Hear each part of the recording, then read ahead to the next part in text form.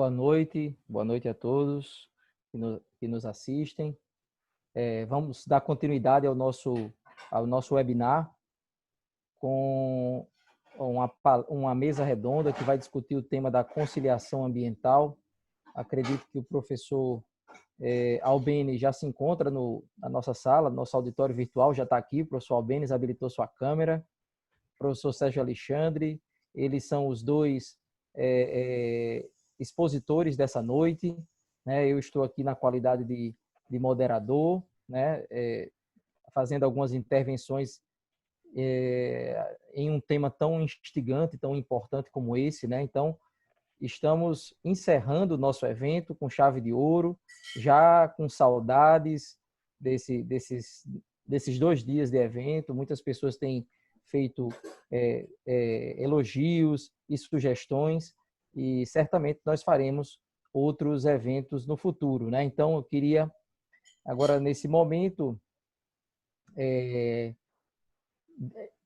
fazer apenas uma observação inicial, dizendo que essa temática que vai ser discutida hoje, da conciliação no âmbito dos órgãos integrantes do CISNAMA, do Sistema Nacional do Meio Ambiente, né, que foi criado com a Lei 6.938 de 1981, uma das principais leis do nosso país, né, que criou a Política Nacional do Meio Ambiente, num momento em que nem mesmo a Constituição falava sobre isso, né?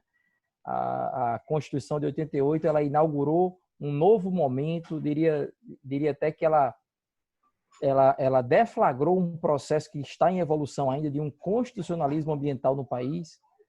Então, esse tema aí é um tema atual. Esse decreto que vai ser discutido, o decreto 9760 de 2019, é um decreto do ano passado, né, muito recente. E é importante que o professor Albeni, juntamente comigo, a gente, aproveitando essa importância, né, professor, a gente, inclusive, submeteu um artigo à publicação.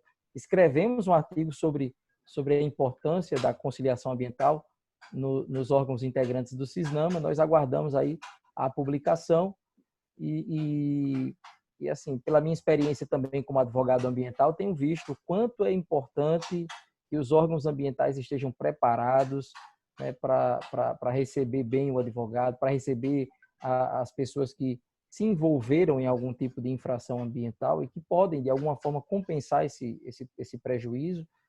Claro que algumas situações não vai ter negociação, até porque o bem maior é o meio ambiente e ele precisa ser preservado, né?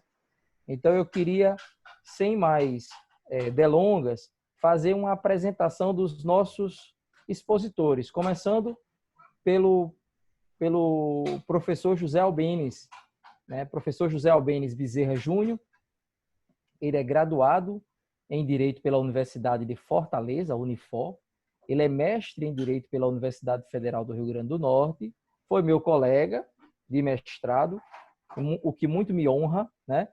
É doutor em Direito pela Universidade de Brasília, UNB, professor do curso de Direito da Universidade Federal do Semiárido, da UFESA. Acho que o nome de Albeni se confunde um pouco com a UFESA, né? É uma pessoa bastante atuante. É vice-chefe do Departamento de Ciências Sociais Aplicadas, é presidente da Comissão de Ética Profissional da UFESA, é membro do CONSUNE, daquela universidade, é coordenador do Grupo de Estudos em Conflito e Acesso à Justiça, o GECAP, UFESA, CNPq, coordenador do Grupo de Estudos e Práticas em Oratória, também da GEPRO, UFESA, CNPq. O professor Albeni estará conosco, juntamente com o professor da casa, o nosso amigo, né, o professor Sérgio Alexandre de Moraes Braga Júnior, que é professor associado da Universidade Federal do Rio Grande do Norte, professor adjunto da Universidade do Estado do Rio Grande do Norte. Ele é total flex, né? Ele está na UFRN, está na UERN e está também na Uniceu, né, se eu não me engano. Depois, quando ele for falar, ele vai dizer se é verdade. Flex é dose. Né? É doutor em Direito pela Universidade Federal de Pernambuco, é mestre em Direito pela Universidade Federal do Ceará, é líder do Grupo de Pesquisa de Direitos Fundamentais e Desenvolvimento e atualmente está como coordenador operacional do DINTE, Doutorado Interinstitucional em Direito, em convênio com a Universidade Federal do Paraná. Então, para não ir tomando o tempo da nossa discussão, que vai ser tão relevante, sem mais delongas, então eu passo agora a palavra ao professor José Albêniz Júnior. São 2 Júniors, né? Sérgio Alexandre Júnior e José Albêniz Júnior. Então, seja bem-vindo, professor Albêniz. E 2 cearenses. Muito bem. E 2 cearenses. Muito bem lembrado. Muito bom. Consegue me escutar, Carlos, professor Sérgio? Sim. Ótimo. Primeiro eu quero dar uma boa noite aqui, tanto o Carlos Sérgio, professor Carlos Sérgio, idealizador desse projeto, do primeiro webinar do curso de Direito da UERN Natal, do campus Natal. Também aqui dar boa noite e saudar meu querido colega, professor Carlos Sérgio. Aliás, Carlos Sérgio não, o Sérgio, outro Sérgio, além do Carlos Sérgio, o professor Sérgio Alexandre. Já faz um tempinho que eu não vejo o professor Sérgio Alexandre. Acho que esse período da pandemia potencializou talvez um pouco mais, mas certamente nós teremos uma oportunidade, se Deus quiser, em momento futuro, de nos encontrar, seja em Natal, seja em Mossoró ou no nosso Ceará. Em qualquer desses lugares passa a ser válido. E também eu quero dar uma boa noite a todos aqui que estão presentes, os participantes, sejam docentes, sejam discentes. Eu não consigo vê-los, nem ver os nomes aqui, mas certamente eu sei que há um bom número aqui de ouvintes. Então, vamos aqui começar a tratar desse tema. E, mais uma vez, Carlos, fico muito feliz pelo convite de estar aqui nesse momento do encerramento do primeiro webinar do curso de Direito para falar de um assunto que, para mim, em especial nos últimos anos, é um assunto que me leva até para os caminhos mais apaixonados, não só de envolvimento na pesquisa. Essa tem sido a minha pesquisa dos últimos anos, dos últimos 5 anos em especial, 5, 6 anos para cá, e não só no campo da pesquisa, mas também no campo do meu dia a dia. Para quem não me conhece, já foi dito, eu sou professor da UFES, onde eu leciono processo civil e leciono também uma disciplina que é, sem dúvidas, também uma paixão, que é a disciplina de arbitragem, mediação e conciliação. Então, eu sou professor e também coordeno o grupo de estudos em conflito e acesso à justiça, que é um grupo de estudos não só cadastrado na UFES, mas um grupo de estudo cadastrado no CNPq. Então, é muito importante que a gente possa aqui discutir hoje 2 assuntos, na verdade, um tema, mas eu quero separar em 2 assuntos que ganharam e que acabam ganhando, de certa forma, um respaldo nos últimos anos, que é a discussão sobre conciliação e a inserção da conciliação no direito ambiental, vamos dizer assim, no aspecto ambiental. Eu quero primeiro, já que a gente está tratando da conciliação ambiental nos órgãos integrantes do Sistema Nacional de Meio Ambiente, eu queria fazer uma rápida introdução para as pessoas que estão nos escutando e que não conhecem ainda um pouco mais dessa temática. Eu gosto sempre de fazer uma introdução sobre a própria conciliação, já que a gente está falando da conciliação aplicada ao direito ambiental, e hoje em dia é um assunto que se fala muito, que é sobre conciliação. Eu gosto sempre de demarcar, de fazer um marco aqui sobre esse assunto, para que algumas pessoas não tenham uma concepção de que a conciliação é um instrumento ou uma ferramenta, vamos dizer assim, recente. Na verdade, nós temos a figura da conciliação aqui no Brasil há muito tempo. Isso não é nenhuma novidade.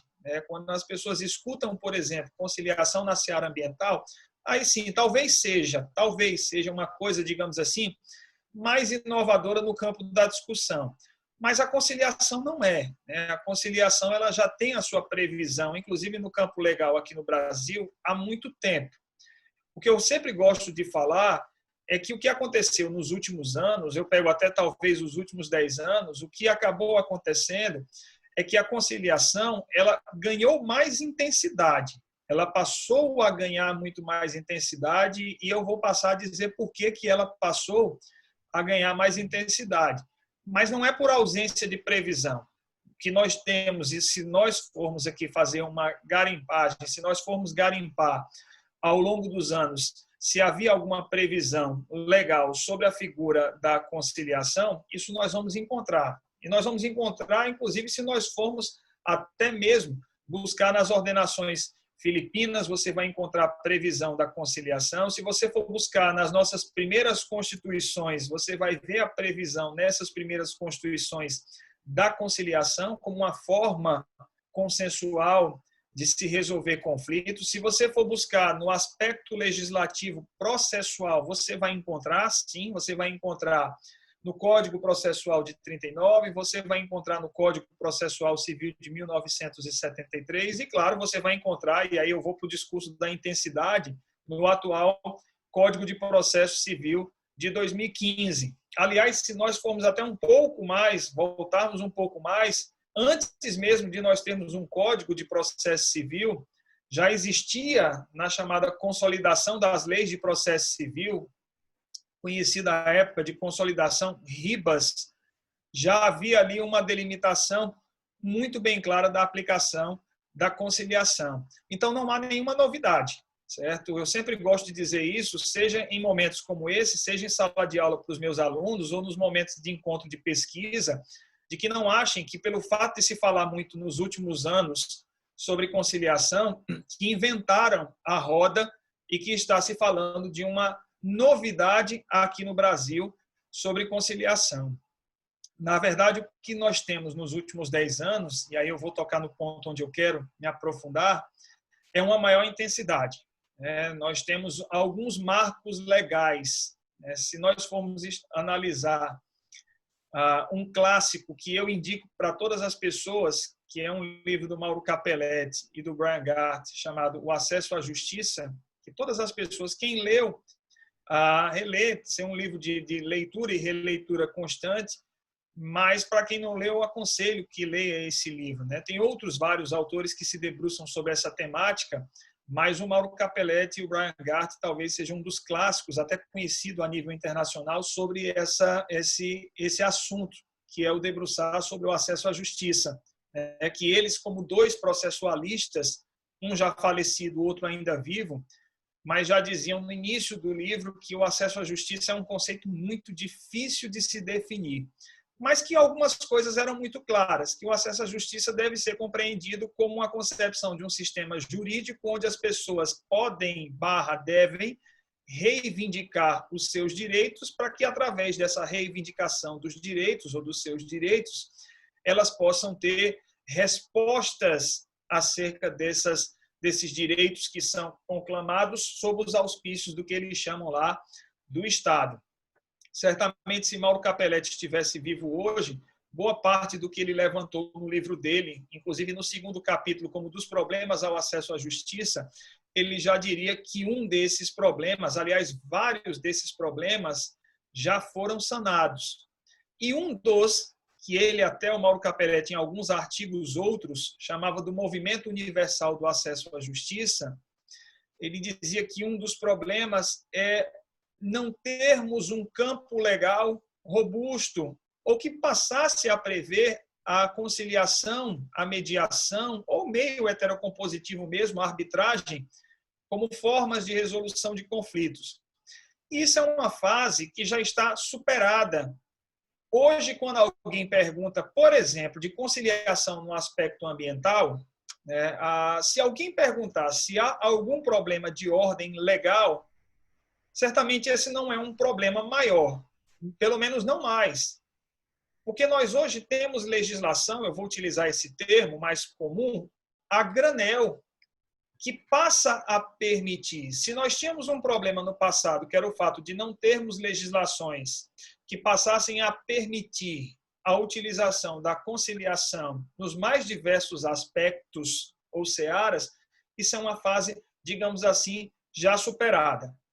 Talvez o grande problema, e eu vou entrar nessa seara daqui a pouco, seja como colocar isso na prática, porque existe um hiato entre a previsão, é possível que haja a conciliação, e eu vou falar daqui a pouco desse decreto, professor Carlos, que você falou há pouco tempo, que é o decreto 9760, aquele que, inclusive, nós fizemos um artigo, submetemos pelo menos esse artigo para uma revista, que é uma é um decreto de outros tantos. Se alguém quiser garimpar, fazer levantamento de legislações dos últimos 10 anos, ou eu vou até reduzir, nos últimos 2 anos, vocês vão passar a observar o quanto nós temos, em número crescente, de leis e decretos que passam a regulamentar, que passam a tratar da mediação e da conciliação. Então, esses últimos 10 anos, não é que eles passaram a trazer a conciliação como algo novo. Na verdade, o que nós tivemos um cenário de maior intensidade, né? Talvez de um maior reconhecimento desses meios pelo aspecto legal, né? E aí eu não quero me alongar, mas eu preciso citar alguns desses instrumentos legais. Entre eles, eu cito a resolução número 125 do Conselho Nacional de Justiça. Quem conhece essa resolução, ou quem não conhece, essa resolução, apesar de ser instrumentalizada pelo Conselho Nacional de Justiça, muitos reconhecem essa resolução número 125 como uma espécie de marco, até porque a própria proposta do Judiciário, por meio dessa resolução 125 do Conselho Nacional de Justiça, foi estabelecer o que eles chamam de política pública. Inclusive, eles utilizam esse termo, política pública, uma política pública nacional judicial de resolução de conflitos. Onde, trocando em miúdos, eu não vou adentrar aqui, pelo menos pelo tempo, eu queria muito até discutir essa resolução, mas o tempo não permite. Mas, na verdade, essa resolução ela veio para estabelecer um novo cenário, um novo olhar por parte do judiciário, né, e para que esses conflitos, digamos assim, eles possam ser solucionados por outros caminhos. Na verdade, até essa resolução, muitos comparam a uma sistemática norte-americana, até porque eles utilizaram um termo chamado Tribunal Multiportas, que é uma expressão norte-americana, o que eles chamam lá de Multi-Door Courthouse, que na verdade nada mais é a concepção de que a resolução de conflitos ela pode se dar, vou utilizar o termo, por várias portas, que não apenas pela via da judicialização, né, pela via instrumental da judicialização. Então, o que vem acontecendo é que dessa resolução de 2010 para cá, nós tivemos uma crescente no aspecto legislativo. E aí eu vou citar outros aqui, apesar de ser muito por cima, mas nós tivemos o Código de Processo Civil, que, diga-se de passagem, o Código de Processo Civil ele vai servir de base para muitas legislações, seja de 2015 para cá, seja inclusive os decretos, porque o atual Código de Processo Civil ele passa, de certa forma, a estimular a mediação e a conciliação. Em alguns momentos, ele passa até a exigir que ela aconteça, porque hoje é uma fase até mesmo do processo de que, ainda que se judicialize, ainda que haja instrumentalização, se judicialize, ou seja, vá ao Estado, né, na concepção do judiciário, que essas demandas elas passem por sessões de mediação e de conciliação. Então, nós tivemos um Código de Processo Civil, que hoje talvez uma das maiores mudanças do atual Código de Processo Civil é, sim, o estímulo às políticas de consensualização de conflitos, e isso pode ser observado ao longo de todo o Código de Processo Civil, né? Até por questões numéricas. Se você for garimpar quantos artigos e for comparar aos anteriores, você vai ver que o atual Código de Processo Civil é um campo de estímulo às práticas de consensualização de conflitos. Mas eu quero deixar sempre a minha crítica. Existe um hiato entre a previsão legal e o que, de fato, acontece na prática. Mas nós tivemos o Código de Processo Civil, nós tivemos a Lei de Mediação, a Lei 13.140, e por aí vai. Eu poderia citar aqui N legislações sobre os mais diversos assuntos. Eu poderia falar da possibilidade, por exemplo, por meio de uma lei federal, que passa a possibilidade que, por exemplo, as questões de indenização, de desapropriação de terras particulares por interesse público, hoje essas questões elas possam ser discutidas por meio da conciliação ou por meio da arbitragem. Assim como questões hoje aeroportuárias, assim como terrestres, elas também podem, essas questões serem discutidas por meio da arbitragem ou da conciliação. Enfim, são inúmeras legislações, são inúmeros decretos. A nível estadual, nós temos um crescente número de decretos. Eu cito, inclusive, um decreto mais recente, que eu escrevi também um artigo como orientando lá da UFESA, que foi um decreto agora de 2020, criado pelo Estado de Pernambuco, passando a criar a Câmara de Mediação e de Conciliação para a resolução de conflitos, de demandas naquele Estado. Claro que essa Câmara de Conciliação ela passa por um crivo da Procuradoria-Geral do Estado, mas o que eu quero dizer com isso, sem adentrar muito no mérito, que eu também poderia e queria, que é possibilitar que as instâncias federativas elas possam também criar as suas câmaras de mediação e de conciliação, que, aliás, é uma previsão do Código de Processo Civil. O atual Código de Processo Civil, no artigo 174, né, se você abrir o Código de Processo Civil e for ao artigo 174, você vai ver lá o seguinte dispositivo, e que vai dizer o seguinte: a União, os estados e os municípios, eles podem devem criar as suas câmaras de conciliação e mediação para fins de resolução de conflitos. Aí você diz, mas por que isso, Albêniz? Você pode dizer por que o atual Código de Processo Civil ele passa a tratar dessa forma, inclusive falando da possibilidade de criação de câmaras? É muito simples. A abrangência, como eu disse no início da minha fala, ela hoje se estendeu tanto que já se passa a admitir, lembra que eu falei da intensidade que vem ganhando nos últimos anos? Hoje já se permite que a mediação, a conciliação e a arbitragem elas possam ser aplicadas com a administração pública. É possível hoje falar, por exemplo, em mediação com a administração pública. E aí você diz, mas isso é algo considerado ilegal? Não, isso é uma previsão legal, diga-se de passagem. O Código de Processo Civil permite a mediação ou a conciliação com a administração pública. A Lei 13.140, que é a lei que trata da mediação, ela passa a permitir que haja mediação com a administração pública. Agora, vamos começar a problematizar, porque é muito fácil. É muito fácil ter uma legislação que permite a mediação, a conciliação com a administração pública. Eu sempre digo que o problema é quando a gente vai colocar isso na prática. E aí eu entro no assunto que é a conciliação aplicada ao direito ambiental, às questões ambientais. Esse assunto, como todo assunto que envolve a conciliação, eu, Albêniz, particularmente, considero como um assunto que eu gosto de utilizar essa palavra, espinhoso.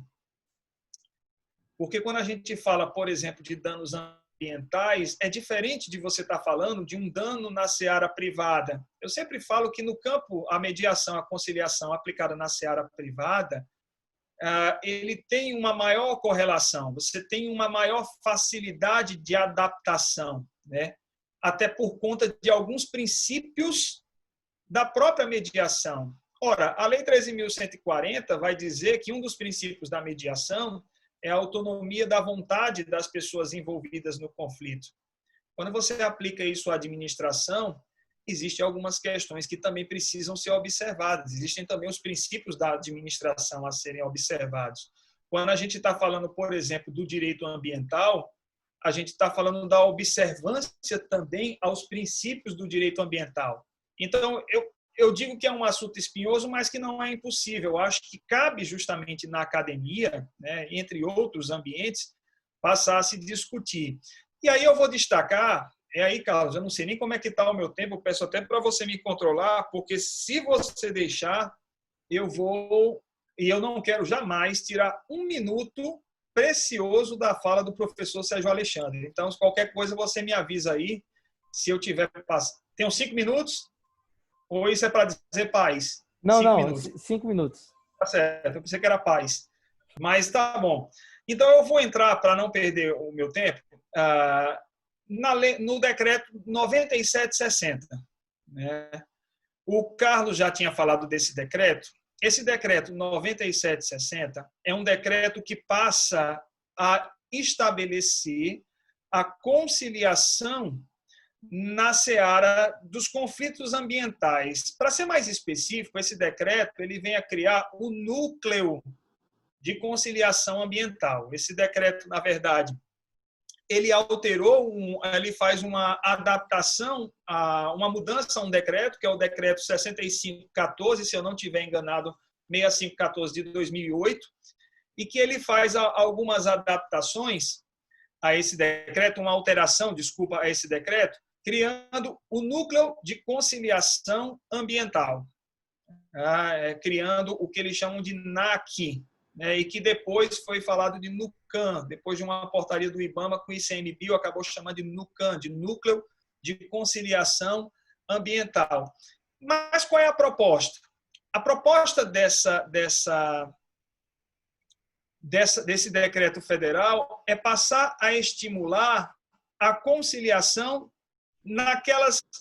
nos processos administrativos federais vinculados às chamadas infrações ambientais. Para quem já teve a oportunidade de ler esse decreto, tanto que eu sempre digo, leiam um decreto, até mesmo de falar bem ou mal, mas leiam antes o decreto. Na verdade, o decreto ele é um decreto que visa criar a Câmara de Conciliação Ambiental, um núcleo, uma Câmara de Conciliação Ambiental, que visa fazer um procedimento que é muito semelhante ao do processo civil. Ou seja, aquele infrator, uma vez autuado, quando comunicado, ao invés de, num primeiro passo, se defender, né, um termo que a gente utiliza, um termo mais comum, vamos dizer assim, no processo, ele é chamado para participar de uma audiência de conciliação, onde nessa chamada audiência de conciliação, claro, ele toma maior conhecimento da existência da demanda, das razões, inclusive, que levaram a essa infração, e a legislação ela passa a permitir algumas formas de conciliação. E claro que quando se fala em conciliação, antes que alguém possa imaginar, não se trata aqui de perdão ou algo dessa natureza, até porque a própria legislação ela cria, inclusive, alguns critérios, como, por exemplo, a concepção do parcelamento, por exemplo, em função de uma sanção ou de uma infração, ou de conversão de algumas atividades em prol do meio ambiente. Então, a legislação ela passa a fazer esse estímulo, estimular que esses infratores eles possam, por meio desse núcleo de conciliação, ter outras formas, outros caminhos para se acordar. Por exemplo, como eu disse, a questão do parcelamento. Só que, quando você faz uma leitura, é tudo muito interessante. É uma proposta que se assemelha à conciliação que nós conhecemos, ou seja, caminhos, até mesmo para se evitar a judicialização, que é o que eu sempre falo, eu pego no pé. Quem me conhece sabe que eu pego no pé quando, por exemplo, se cria uma legislação sob o argumento de que essa lei veio para evitar a judicialização. E eu fico muito indignado, e eu quero externar isso, quando eu escuto isso. E aí eu sempre gosto de dizer que é verdade que quando você vai por um caminho dessa natureza, a tendência é que a demanda processual ela diminua. Isso é uma coisa reflexa. Isso é uma questão indireta, mas eu não posso ter isso como objeto principal. Se eu parto do pressuposto que eu vou criar leis, se eu vou criar decretos ou instituir decretos para estimular a conciliação com o intuito de diminuir, por exemplo, a judicialização, eu estou muito mais preocupado com os efeitos da judicialização do que mais com o próprio conflito em si. Eu não estou preocupado, por exemplo, com as questões ambientais como uma forma preventiva, como uma forma até mesmo de se educar para se evitar conflitos de natureza ambiental, reduzir, ter essa redução. Na verdade, eu estou preocupado muito mais com eventuais judicializações e os danos e as não celeridades, digamos assim, da judicialização. Esse é um problema que a gente precisa discutir com uma certa frequência, porque, professor Sérgio e Carlos Sérgio, isso ainda é uma realidade para muitos profissionais e estudantes.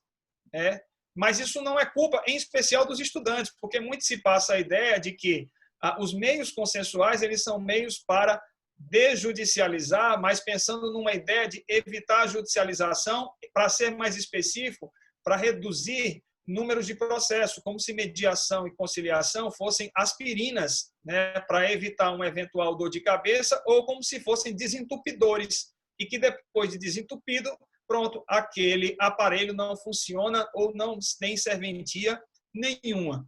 Então, aqui, para não me alongar, tem algumas questões que eu considero frágeis, Carlos, professor Sérgio e todos que nos ouvem aqui. Esse decreto 9760, que é o decreto que cria as câmaras de conciliação, ele possui algumas fragilidades que a legislação, para quem já leu, observa algumas fragilidades. Isso precisa ficar muito bem claro. Lembrando que as infrações ambientais, elas têm reflexos para além da esfera administrativa. É válido sempre deixar bem claro que esse decreto ele tem uma natureza, uma concepção administrativa. A legislação, apesar de não ser muito bem clara, ela faz menção. O artigo 98C deixa claro que isso recai sobre questões de ordem administrativa. Mas isso precisa também ficar evidenciado. Lembrando que as infrações de natureza ambiental, elas podem e certamente terão reflexo tanto na esfera administrativa, como na esfera civil e também na esfera criminal. Quando nós estamos falando aqui de conciliação, pelo menos no âmbito desse decreto 9760, do ano passado, de abril, mas ele ficou 6 meses na vacatio legis, só passou a entrar, de certa forma, passou a vigorar em novembro do ano passado. Então, é sempre interessante deixar bem claro que esse núcleo de conciliação ambiental, ele tem uma concepção na seara administrativa. Isso implica dizer que aquelas infrações que têm um reflexo na esfera civil e criminal, eles não estão abarcadas por esse decreto aqui. E para não me alongar, que eu acho que eu já passei o meu tempo, tem outros pontos. Eu coloquei aqui uns 15 pontos, eu acho que eu falei 6, 7, já vou estar satisfeito, pelo menos falando uma boa parte. Tem a questão do descumprimento. Nas questões ambientais, e aí eu acho que nas questões ambientais isso precisa até ficar muito mais evidenciado do que na esfera civil, né, nas questões cíveis, nas questões particulares, para ser mais específico. Não há uma maior clareza com relação ao descumprimento. Os acordos que são feitos com relação às infrações ambientais, não há uma maior delimitação, e eu acho que na esfera ambiental isso precisa ficar muito bem claro com relação a eventuais descumprimentos. Porque a gente sabe que as infrações, as questões ambientais, se existe algo que é muito comum na esfera ambiental, pelo menos em algumas situações, é o descumprimento. Porque para alguns infratores, inclusive, lamento até dizer isso, mas é o que muitas vezes acontece, é muito mais interessante o descumprimento, né, a certos acordos ou até mesmo a certas decisões do que o eventual cumprimento, ainda que esse descumprimento acarrete certamente alguns ônus, como, por exemplo, o pagamento de multas em função desses descumprimentos. Então, esse decreto ele também deixa muito em aberto isso. Enfim, eu não quero me estender, eu queria falar mais, mas eu acho que vai ter um momento posterior para fins. Eu não sei, Carlos, se vai ter um momento posterior para a discussão, mas eu quero... Vai sim. Pronto, eu quero reforçar com um ponto que eu disse há pouco tempo, que eu considero talvez como um dos pontos mais importantes, que é o seguinte: eu sou muito simpático à inserção da conciliação hoje, né, nas mais diversas esferas.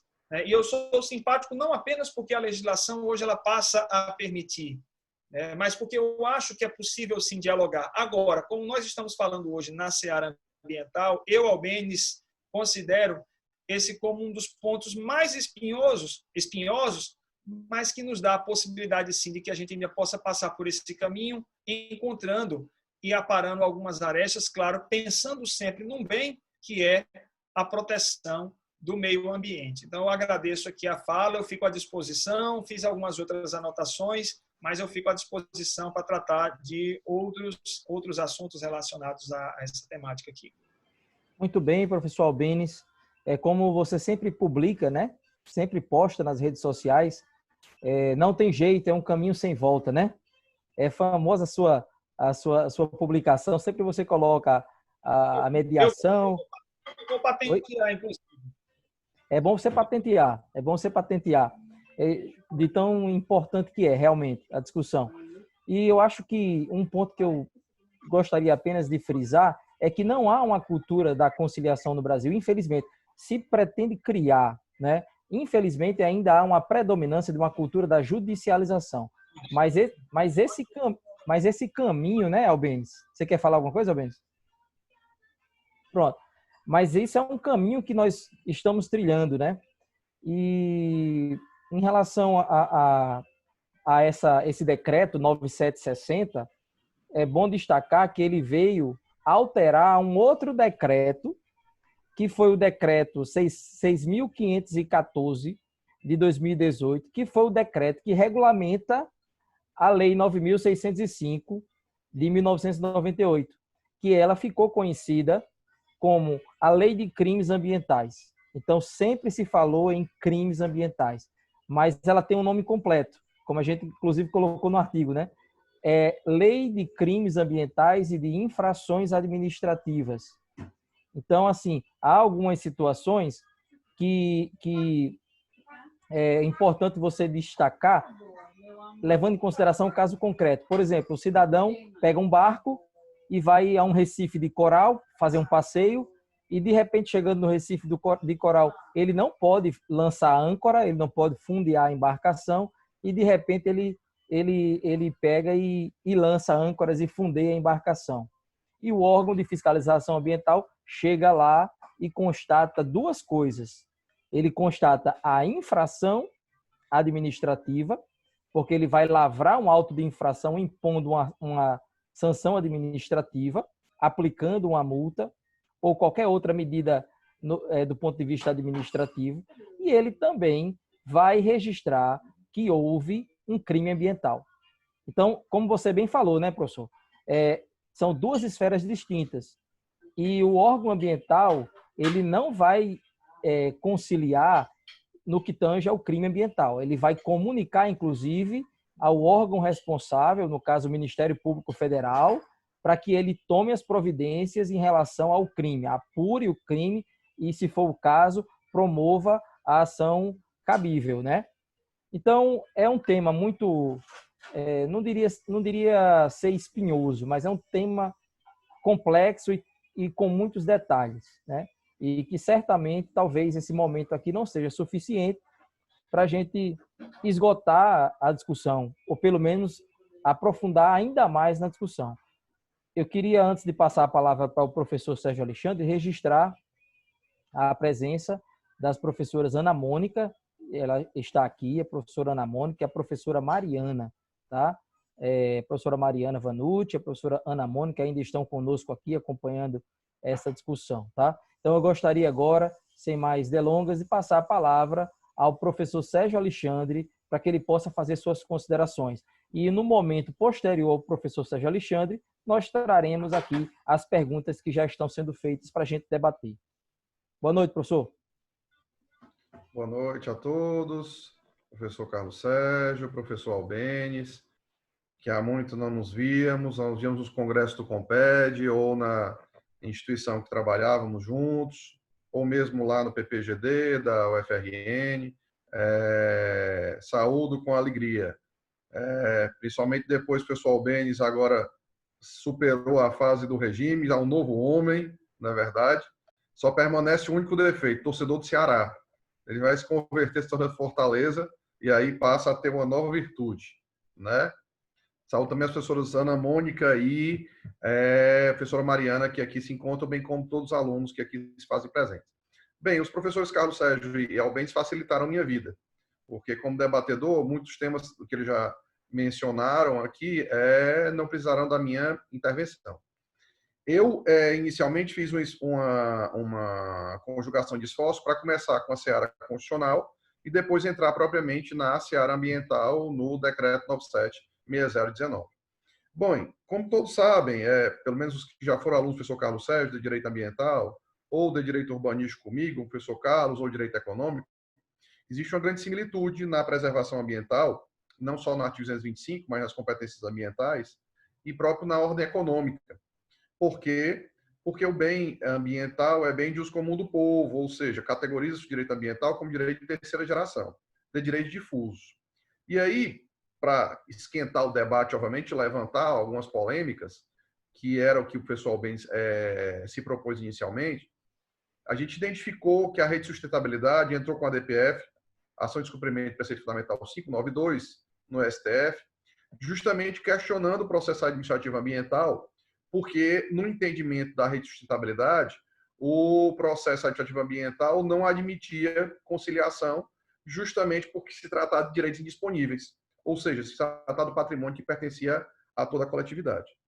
Isso trouxe muita polêmica entre os ambientalistas e entre os urbanistas. E, obviamente, se levantou novamente a lei de mediação, a 13.140, em 2015. E aí, quando a AGU se manifestou, tratando da lei de crimes ambientais, 9.605/98, reportou-se ao capítulo de responsabilidade administrativa. E aí, como nós temos discentes dos mais variados semestres, tem que se entender que nossa Constituição é, por excelência, a Constituição ambientalista. Não só por ter um título ambientalista, mas ter valores e uma principiologia ambientalista. Inclusive reportado na ordem econômica, no artigo 170. E aí, asseverando um outro dispositivo, que é homônimo do que o professor Albêniz falou, também 174, identifica a formação dos 3 deveres do Estado, do planejamento, do fomento, do incentivo e do poder de polícia, certo? Por quê? Porque isso vai entrar na responsabilização ambiental, que essa responsabilização tem-se o tripé dela ser civilista, administrativista e penalista. A lei de crimes ambientais, referentemente citada há pouco, é formada não só da formação da criminologia, mas também do processo administrativo, a partir do artigo 80. Isso trouxe relevo por quê? Por se entender que o direito ambiental não caberia, então, conciliação, porque ele era indisponível. E aí há um equívoco na formulação. O mesmo equívoco que o pessoal bem identificou na conciliação na esfera pública, que foi passível, muitos anos atrás, de se questionar se a sentença arbitral era ou não constitucional. E o Supremo entendeu que era constitucional, sim. Então, na verdade, se discute não o mérito, mas muito mais a forma, a procedimentalização, e não o conteúdo dessa procedimentalização, certo? Identificados aí. E longe de imaginar, nesse exemplo que o colega Carlos Sérgio levantou agora, que isso seria o exemplo do presidente da República indo pescar em Angra dos Reis. Isso jamais foi ideia do coordenador de curso falar essa hipótese. Isso nunca aconteceu, né? O presidente jamais cometeria um crime ambiental indo pescar em uma reserva ambiental especialmente protegida, né? Uma unidade de especial conservação. Muito bem. Só para não perder a piada, né? Eu sei que ele não pensou nessa hipótese de forma alguma. Reportando-se ao decreto 9760, o Supremo não se manifestou ainda sobre isso. Entretanto, o que é interessante é que ele se reporta também a 6938 de 81, não só na nossa PNMA, nossa Polícia Nacional do Meio Ambiente, mas na formação do próprio CISNAMA. Por quê? Porque os 2 órgãos de identificação da nossa Polícia Administrativa Ambiental são justamente o IBAMA e o ICMBio. Ora, se o IBAMA e o ICMBio, que realizam as intervenções ambientais no que diz respeito à fiscalização, seja contra ações contra madeireiros, contra exploradores indevidos, ou mineradores, ou dentre outras ações que são noticiadas pela imprensa, especialmente na Amazônia Legal, esses órgãos passam a identificar os possíveis autos de infração sobre os danos ambientais que venham a ser ofendidos, agredidos, vilipendiados no meio ambiente. Quando se identificou essa criação desse decreto, o 9760, no NUCAM, estabeleceu-se nesse decreto que seria passível de audiência de conciliação, se assimilando à nova roupagem do processo civil. E, obviamente, para quem é administrativista ferrenho, pode-se levantar uma nova percepção de como o direito administrativo iria casar com o direito ambiental, entretanto, com alguns pormenores, algumas condições. Bem como, vou levantar algumas delas aqui do decreto e vou levantar alguns pontos interessantes. Se até mesmo na ação civil pública é passível de TAC, por que no decreto não seria possível realizar-se um TAC, um termo de ajustamento de conduta, quando alguns se levantando contra? No decreto se identifica também que a audiência de conciliação, mesmo ela acontecendo, e o possível infrator reconhecendo a falha, Se a multa simples for albergada, essa multa simples pode ser convertida em uma possibilidade de um serviço à comunidade, de monitoramento ou de defesa ambiental. E aí, na parte prévia, logo, da análise dessa audiência, no artigo 98A, se eu não me engano, do decreto, se diz exatamente que a autoridade ambiental tem 3 missões possíveis. Identificar se o vício do auto de infração é sanável, e se é sanável, ele poderá ser convalidado por uma ação administrativa. Se ele é insanável, porque não se categorizou o auto de infração devidamente, ou crime ambiental, ou desvio administrativo. E aí ele seria nulo, uma segunda hipótese. E sendo nulo, como é reconhecimento de pleno direito, obviamente, o possível infrator não teria nenhum grau de responsabilização, ou se manteria realmente a punibilidade identificada. Isso veio trazer um incremento, obviamente, a grandes discursos, especialmente da nossa base de apoio ruralista do presidente da República, né? Logicamente, porque pela possibilidade não só de ter uma redução da possibilidade da infração, mas também com a possibilidade da multa, no artigo 143, né? Porque se é fechado o acordo na própria audiência, se faz um estímulo à redução de até 60% da multa. E se for em primeira instância, 50% da multa. E se for em segunda instância, 40% da multa. Ou seja, é uma possibilidade de um infrator vir a não delongar um processo administrativo e não ter um prejuízo maior. Veja bem, uma coisa é você se levantar um processo administrativo contra um pequeno agricultor, contra um pequeno explorador de terra, um sujeito que tem um minifúndio e que cometeu uma pequena ilegalidade por desconhecimento da lei, e ele podia alegar desconhecimento da lei, ele foi enquadrado em determinada infração ambiental e tem que pagar por isso.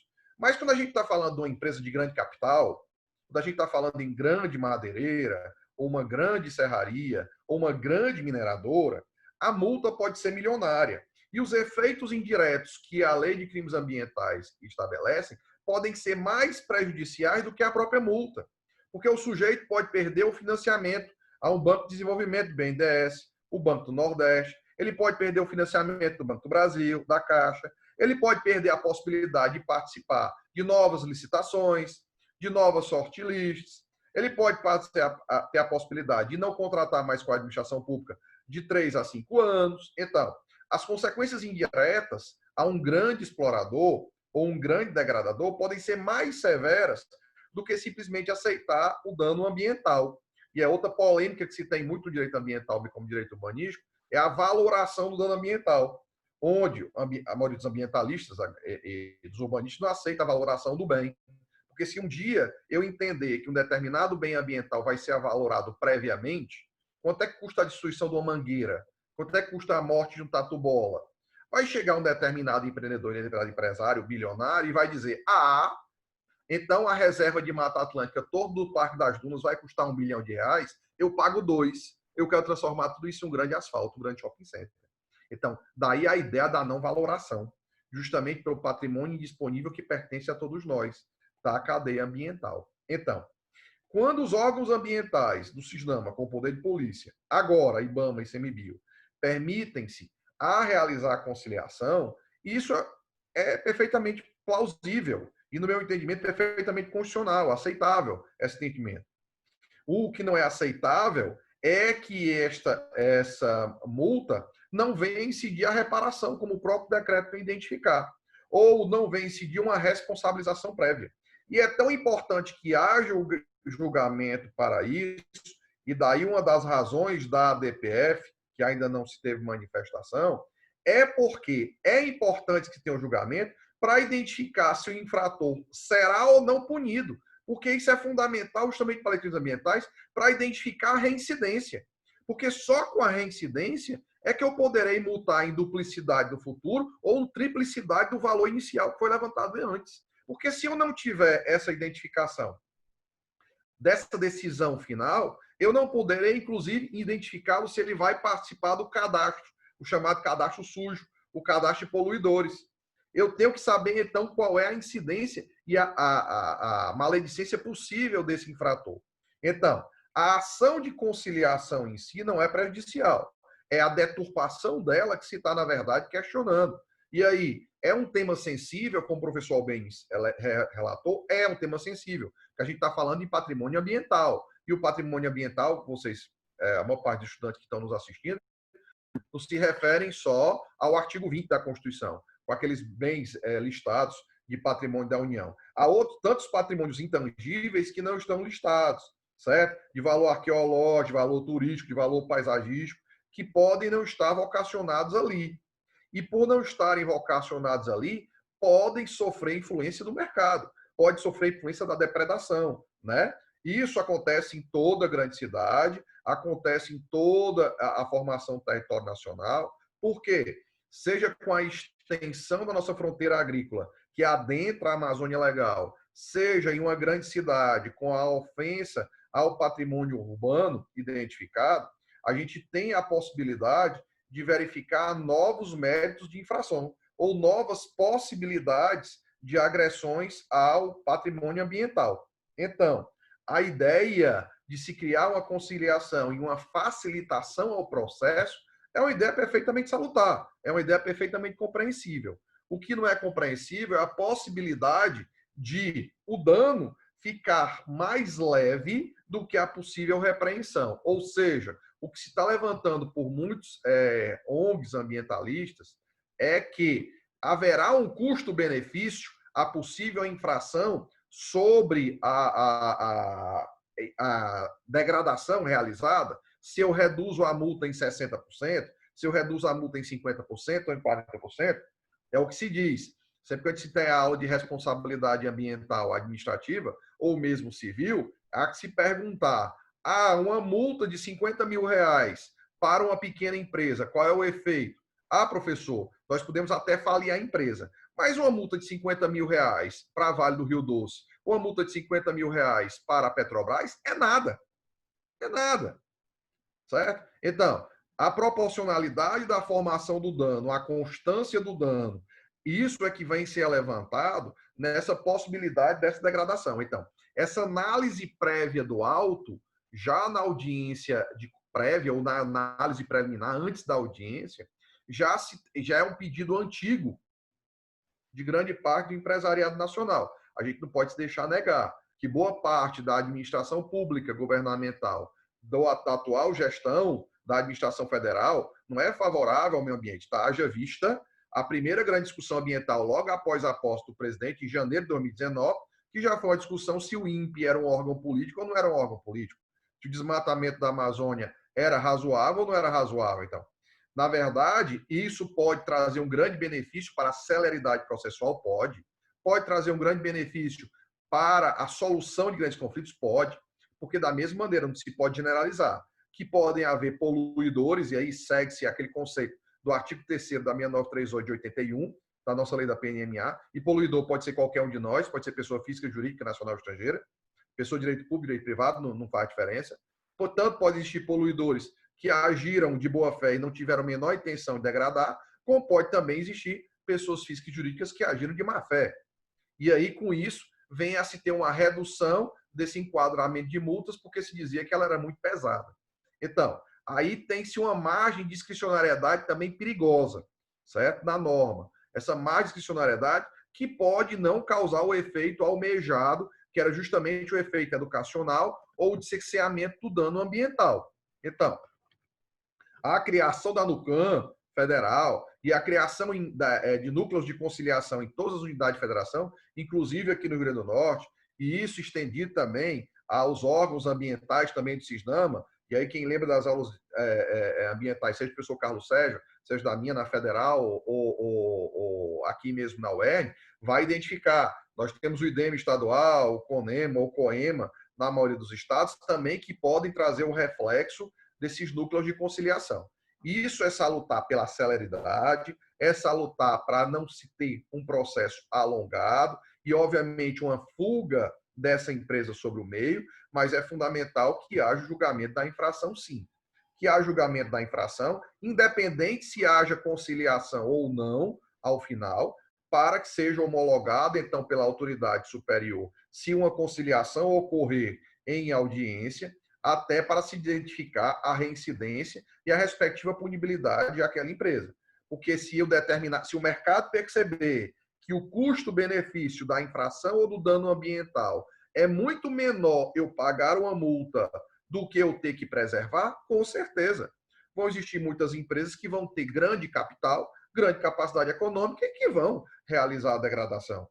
Porque eu já sei, então, que na eventualidade de eu ser multado, na eventualidade da minha obra ser embargada ou de eu ser uma suspensão de atividade, que eu vou conseguir resolver de uma maneira muito fácil, então não me compensa eu cercear a minha atividade empresarial, seja ela exploratória na indústria, seja no agronegócio, seja no comércio ou em qualquer ação. Então, daí a possibilidade, inclusive, no decorrer da própria infração, de se estabelecer um TAC, o que é muito natural, o que é muito razoável. Mas todo e qualquer TAC parte do processo de confiabilidade, não só pela administração pública ter se identificado seu poder de polícia e confiar na possível entidade, pessoa física ou jurídica que venha a realizar aquele termo de ajustamento de conduta, mas também por parte daquele indiciado, implicado, ou daquele possível infrator. Porque através disso a gente vai ter, então, sim, o desejo de preservação ambiental, o desejo de patrimônio que pertence a todos nós, seja em uma ação do IBAMA, seja do ICMBio, seja como for, ou das unidades estaduais, chamadas de setoriais pela lei. Entretanto, tem que se identificar com a certeza de que a lei vem a trazer essa formação. E uma peculiaridade que o decreto veio a trazer, que eu achei interessante, também quando veio a verificar, é que se o auto de infração for estabelecido por uma autoridade de um órgão, a presidência desse núcleo, pelo menos naquele caso concreto, tem que ser do outro órgão. Ou seja, caso concreto, se for estabelecido o auto pelo IBAMA, a presidência vai ser do ICMBio. Se for do ICMBio, vai ser do IBAMA. Interessante isso, para que não haja uma espécie de corporativismo e uma perseguição ou uma possibilidade de perseguição que a norma já vem imputar ao agente público que queria perseguir, que queria prejudicar, que queria multar e acabar com a atividade empresarial ou atividade mercadológica, certo? Então, a gente passa a ter uma identificação nova na normativa ambiental, que é louvável. Entretanto, a aplicabilidade dela é que se tem uma certa desconfiança. Se tem uma desconfiança justamente pela nossa experiência, da nossa história republicana de descumprimento das ações ambientalistas, seja na esfera pública, seja na privada. Essa era a minha intervenção inicial, nas minhas contribuições sobre alguns tópicos do decreto, certo? 9760, e aí eu passo novamente, agradeço a participação inicial, a palavra ao professor Carlos Sérgio, e ansioso por continuar a ouvir o meu colega Albentes. Perfeito, professor Sérgio Alexandre, parabéns ao professor Albentes, a exposição, ao professor Sérgio Alexandre. Eu até tive um probleminha aqui com o meu cachorro, mas consegui resolver. Ele tem, de vez em quando, umas convulsões, alguma coisa, teve há pouco tempo. Se eu sumir aqui de vez em quando, aí vocês assumem aí, tá? Mas ele tá bem aqui. Pessoal, eu queria apenas... Sérgio falou num assunto muito importante. O meio ambiente, ele é um macrobem, né? Vista na perspectiva maior, indisponível, de fato. Ou seja, então será que a possibilidade de uma conciliação no âmbito administrativo, será que seria um problema? Será que isso seria uma proposta inconstitucional, né? Eu acredito que não, porque não necessariamente a sanção administrativa ela está sendo esvaziada. Porque se ela estivesse sendo aplicada pelo próprio decreto, o 6.514, existe a possibilidade de aplicação de penalidades mais brandas, como prestação de serviço à comunidade e tal. Então, eu acredito que esse momento inicial de uma conciliação, isso é um marco, isso é um diferencial, porque aqueles que militam na área ambiental, como advogados ou como consultores, seja lá o que for, sente a dificuldade muito intensa quando chega nos órgãos ambientais, que as pessoas, os funcionários, não é por maldade, mas talvez por falta de treinamento, não estão preparados para dialogar. É como se houvesse uma barreira gigantesca entre aquele que foi fiscalizado ou aquele que acompanha aquela pessoa que foi fiscalizada e o órgão fiscalizador. E não pode haver essa barreira. Acredito que o contato, a comunicação, ela é fundamental, né? Até porque a responsabilidade de proteção do meio ambiente, como decorre lá do artigo 225, é de todos, é da sociedade, não é apenas do poder público. Impõe-se ao poder público e à coletividade o dever de defender e preservar o meio ambiente para as presentes e futuras gerações. Claro que os órgãos de controle têm que estar fiscalizando, têm que estar acompanhando de perto se uma licença ambiental que foi expedida está sendo respeitada, se os condicionantes que foram impostos estão sendo cumpridos. Essa fiscalização ela não pode deixar de acontecer, não pode deixar de acontecer.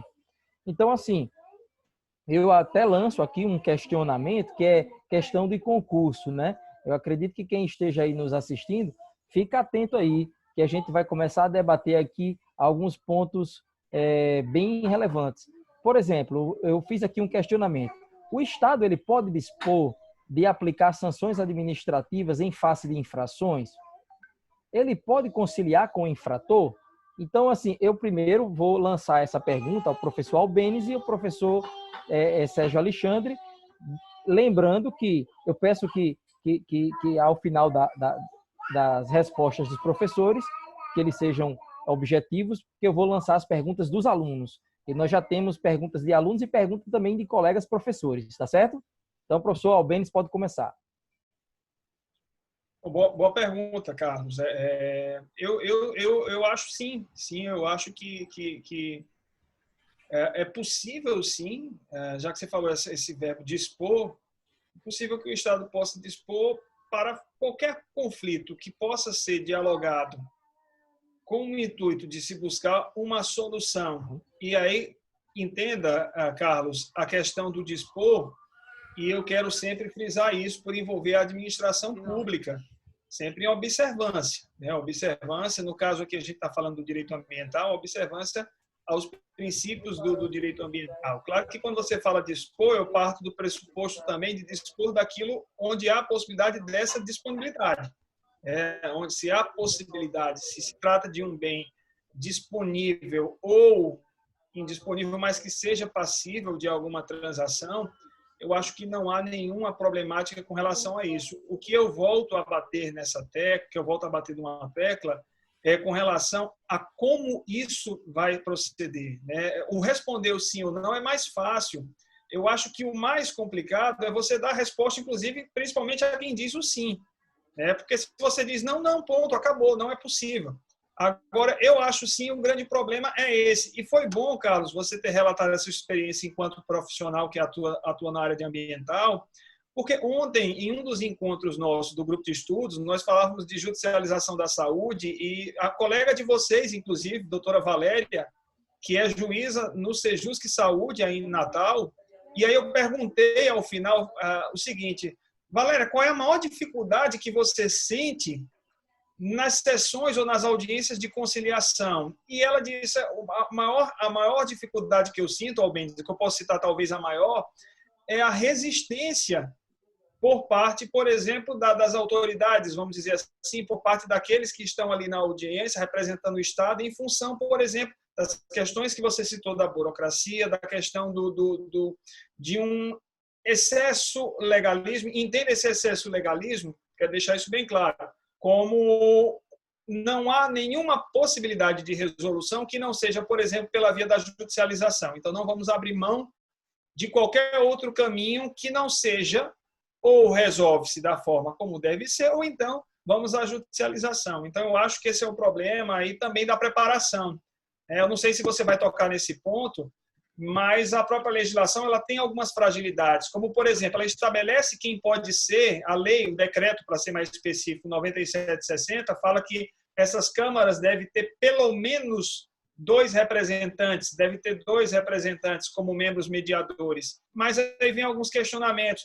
Há alguma preparação? E se há alguma preparação desses membros como mediadores, ou melhor, como conciliadores, né, que preparação é essa? Né? Então, já que você pediu para ser objetivo, acho que eu fui um pouquinho extenso, mas só para lançar a provocação.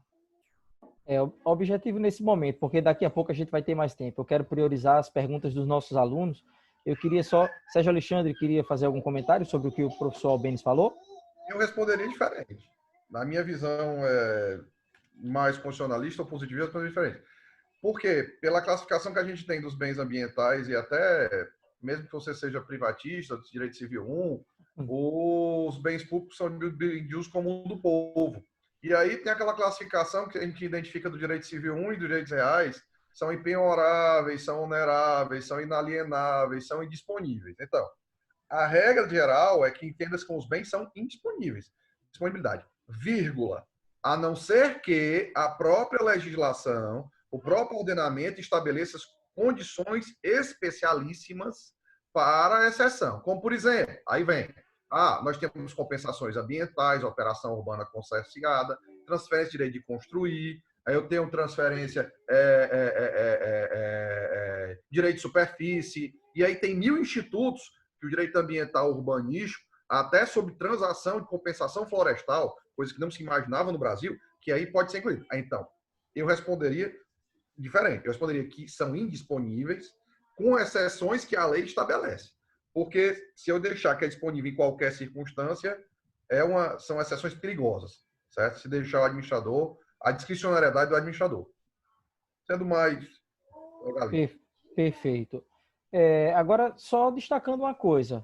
Ao se conciliar, não quer dizer que vai se perdoar a infração administrativa. Conciliação no sentido de se impor, talvez, uma sanção mais branda, se for o caso. Ou então uma sanção mais efetiva, porque muitas vezes a sanção administrativa inicialmente pensada possa não ser a mais adequada, né? E o meio de conciliação pode criar um diálogo em que se descubra uma solução mais viável, né? Eu queria trazer um questionamento aqui para os professores da Maria Rita. Maria Rita é membro do nosso projeto de extensão, né? Só para lembrar que esse projeto do webinar, ele está inserido dentro do projeto de extensão do qual eu coordeno, que é Lives Direito R Natal, e nós temos aqui diversos alunos. Eu vou falar deles no final, no encerramento. A Maria Rita, ela pergunta, em termos de capacidade resolutiva, quais as vantagens e desvantagens da conciliação ambiental nos órgãos integrantes do CISNAMA? Então, primeiro, vou inverter, vou passar para o professor Sérgio Alexandre começar respondendo. Não há nem para eu pescar do Albêniz, que coisa chata. Logo a Maria Rita. Não, tem que trocar, tem que fazer... É lógico que com a conciliação ambiental fica muito mais flexível e mais fácil. Com esse novo decreto, eu posso reduzir a multa, eu posso encontrar meios alternativos de solucionar o problema, eu posso logo, antes mesmo da audiência, a autoridade ambiental pode identificar se o auto de infração é válido ou é inválido, e se o vício é sanável ou é insanável. Então, que para a coletividade há uma celeridade, há uma evolução nessa formulação, certo? Inclusive com a possibilidade de se criar um termo de ajustamento de conduta. Se mesmo assim o possível infrator não quiser ou não aceitar essa conciliação, ele pode deixar o curso do processo administrativo seguir, com ampla defesa e contraditório sendo resguardada a ele, até o final, certo? O que nem sempre é vantajoso, como eu disse. Porque se eu estiver falando de uma grande empresa, pode ser que os interesses econômicos possam ter a identificação dele ter uma celeridade maior, até para ele ter as certidões garantidas para que os negócios continuem a prosperar. Então, eu entendo, são positivos, sim. Professor Albêniz. Eu também concordo com o professor Sérgio, e eu acrescento, pelos mesmos motivos, mas eu acrescento mais um. Eu vejo, e aí o meu lado, digamos assim, apaixonado pelos meios consensuais, isso abre margem também para que essas sessões, esses núcleos, eles possam, claro, núcleos muito bem preparados, com conciliadores realmente preparados. Isso pode ajudar também, ao meu ver, na própria ideia, na concepção preventiva, né? Veja, os núcleos, eles abrem margem também para que infrator né, e o ente possam passar a dialogar. Esses momentos, para além dessas, digamos assim, dessas formas de se resolver ou de se solucionar, pode ser um caminho extremamente salutar para se criar caminhos de prevenção, de diálogo. Veja, é a possibilidade de que possa acontecer um diálogo e, quem sabe, com esse diálogo, evitar o que a gente chama de reincidências de infrações. Se isso vai acontecer na prática, eu repito, eu não sei, é muito recente. O decreto ele entrou em vigor em novembro. Agora, no começo do ano, nós entramos num período de pandemia. Então, quando algum aluno me pergunta sobre alguma questão prática, eu digo, eu não sei.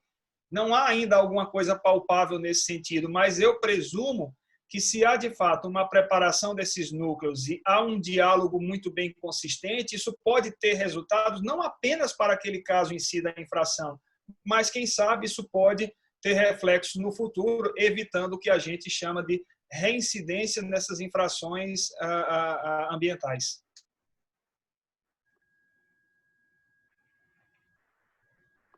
Seu microfone está desligado, Carlos. Bom, nós temos uma outra pergunta aqui da Maria Eduarda. Maria Eduarda, ela pergunta: houve algum tipo de conciliação no caso dos desastres ambientais ocorridos em Brumadinho e Mariana, ou por ser um crime mais grave não se utilizaria a conciliação? Primeiramente, o professor Albêniz. A norma proíbe. Boa pergunta. A Mariana, não é isso? Mariana? É Maria Eduarda. Maria Eduarda, desculpa. Maria Eduarda, eu acho que eu entendi, acho que pelo que eu entendi, você perguntou se teve alguma coisa com relação a Brumadinho, com relação à conciliação. E foi interessante você fazer essa pergunta para que também as pessoas possam até separar um pouco as concepções. Lembra que eu falei da intensidade da conciliação hoje, ela é tanta que ela acontece nas mais diversas searas. Então, respondendo a sua pergunta, não aconteceu nesse caso de Brumadinho, pelo menos na esfera ambiental, não se aplica a esse caso aqui de Brumadinho, mas teve conciliações, sim. Aliás, conciliações até consideradas para fins estatísticos recordes, algumas conciliações, mas com relações aos aspectos cíveis e trabalhistas. Então, foram feitas várias conciliações com relação às pessoas atingidas pelo desastre. Famílias, trabalhadores, etc, etc. Teve, sim, o ano 2019 foi um ano lá em Minas Gerais, onde teve, sim, várias conciliações, muitas exitosas, mas nesse caso do desastre ambiental, não. Teve a conciliação, sim, para as questões da seara civil e trabalhista, mas nessa área ambiental, não. É bom, viu, Sérgio, só um parêntese rápido. É bom que os alunos estão começando a se interessar pelo direito ambiental, eles saibam que existe uma diferenciação aqui entre as esferas que incidem um dano ambiental.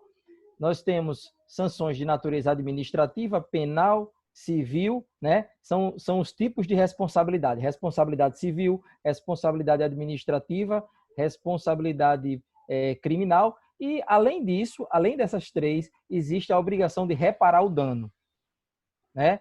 Então, isso é importante que se tenha em mente pelo princípio do poluidor-pagador. Se alguma pessoa física ou jurídica causa um dano ambiental, ela é obrigada a reparar. E ela vai gastar dinheiro reparando. Mas além desse tipo de reparação do dano, ainda vão ser apuradas as responsabilidades civil, administrativa e penal.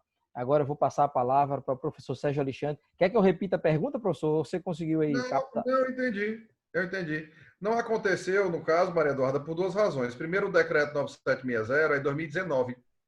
Mariana e Brumadinho aconteceu antes. E a segunda, o decreto proíbe conciliação quando houver morte. E morte não é de fauna e flora, morte do ser humano. Então, nessas hipóteses, não há possibilidade de conciliação. Lembrando que o decreto, então, surgiu depois de Mariana e Brumadinho, e o novo decreto, as comissões não podem tratar disso, pela mesma lógica da lei da arbitragem. O especialista em arbitragem e conciliação é meu colega, que aqui na minha tela está ao lado direito, né? É meu colega torcedor do vovô, do Ceará, Albêniz. Por quê? Porque a lógica da mediação, da arbitragem é direitos disponíveis. E aqui, como nessa conciliação ambiental, essa foi a grande celeuma da DPF, 592 é que nós estamos falando de direitos indisponíveis. Então, se houver morte, não é possível. O próprio decreto diz explicitamente, não pode haver conciliação. Então, por essas duas razões, em Mariana e Brumadinho não se aplica o decreto 9760. Bom, nós temos... será que eu estou com o microfone desligado de novo? Não. Temos uma outra pergunta aqui, dessa vez da professora Ana Mônica. Ela pergunta o seguinte: também muito se tem criticado a norma porque a administração pública federal não possui estrutura para viabilizar as audiências de conciliação ambiental, o que levará a uma burocratização extra em benefício dos infratores e criminosos. Outro entrave à efetividade da medida é a estrutura que seria necessária para o funcionamento dos núcleos de conciliação ambiental. Qual a opinião dos debatedores, professor Sérgio? Eu primeiro? Se a gente falar da unidade regional, realmente precisa. No nosso estado, o IDEMA precisa realizar concurso há muito tempo. É carente. Por isso que boa parte de seus servidores já estão em vias de aposentadoria ou muitos são contratados em caráter temporário. Na esfera federal, aí nós temos pessoas capacitadas, sim, tanto para o IBAMA e IDEMA, pelo menos em Brasília. Agora, como cada unidade regional tem os seus núcleos de conciliação, isso é muito variável de estado para estado no âmbito federal. Imagina-se que venham ser pessoas que tenham mínimos conhecimentos, não só ambientais ou jurídicos, que venham fazer parte dessa conciliação. Afinal, a gente está tratando não só do patrimônio ambiental, mas está tratando de direitos que correspondem não só aos associados, mas a toda a coletividade. Professor Albênis. Eu vou confirmar tudo que o professor Sérgio Alexandre disse e acrescento também o que eu já falei e o que eu sempre falo, sabe? Há um hiato entre a previsão legal e a prática.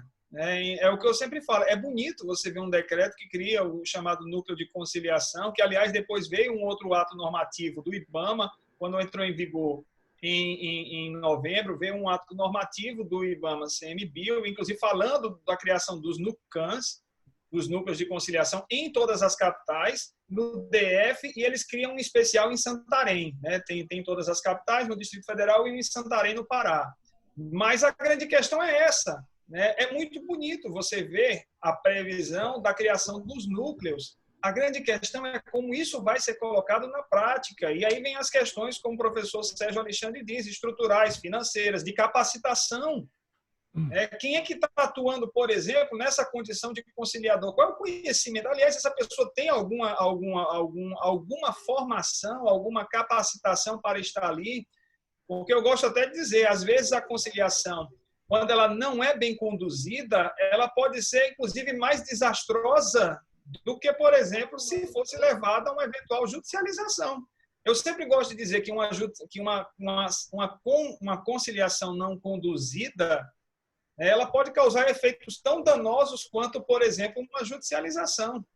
Aliás, eu posso até dizer que o chamado conciliador pode ser, inclusive, o grande responsável por aquilo não ter chegado a uma via consensual mais adequada. Por conta de quê? Por conta de um certo despreparo, de uma questão de estrutura, a estrutura física, de estrutura de preparação. Então, assim, é bonito, é legal você ver a previsão normativa da criação desses núcleos, mas é interessante que, acompanhado disso, venha toda essa estrutura e capacitação. Como o professor Sérgio disse, a nível estadual, nós certamente vamos encontrar falhas. Nós temos um país continental e certamente você tem falhas econômicas de estado para estado, carências, alguns estados em melhor condição, outros em menor. Como o professor Sérgio disse, se você vai para Brasília, realmente você tem uma estrutura, você tem ali uma estrutura, um IBAMA, uma estrutura muito mais interessante se comparado às estruturas locais. Mas eu sigo nessa linha também.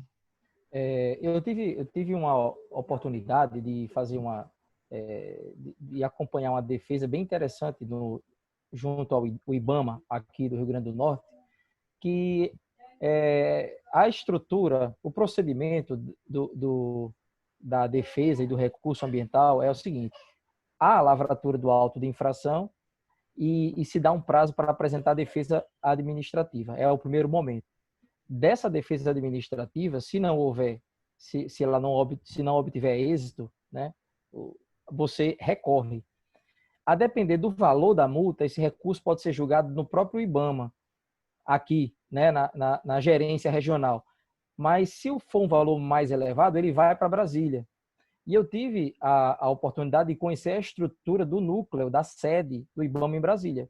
Então, eu fiquei encantado com a estrutura, com os departamentos, né? Então, você chegava para conversar com as pessoas nos setores, todo mundo falava a sua língua, né? Todo mundo entendia o que você estava falando. Não era um servidor cedido que está ali, que muitas vezes não sabe nem o procedimento administrativo ambiental. E que isso pode ser um problema, né, Albênis? Se você pega esse servidor que está mal aproveitado no órgão, aí você vamos colocar ele no núcleo de conciliação ambiental? Eu não estou dizendo que esteja acontecendo isso aqui no estado, certo? Mas o IBAMA aqui criou o núcleo de conciliação ambiental. Quem quiser ir visitar o IBAMA, vá lá. Assim que você entrar, você vai ver que do seu lado direito tem lá o núcleo de conciliação ambiental. Confesso especificamente que não atuei em nenhum caso ainda relacionado a essa prática da conciliação ali.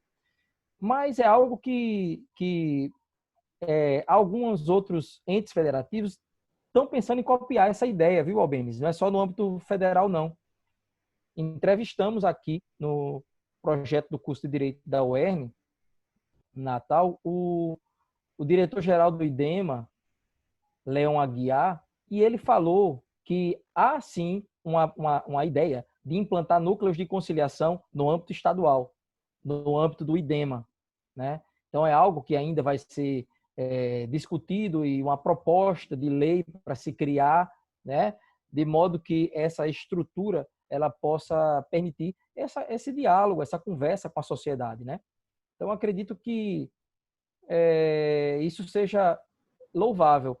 Aí eu queria aproveitar para fazer um questionamento para vocês. Diante disso que a gente está colocando, Albênis congelou, foi? Está me ouvindo, Albênis? Para mim, ele está tipo congelado na imagem. Professor Sérgio, está ouvindo? Está parecendo normal para mim. Ah, tá.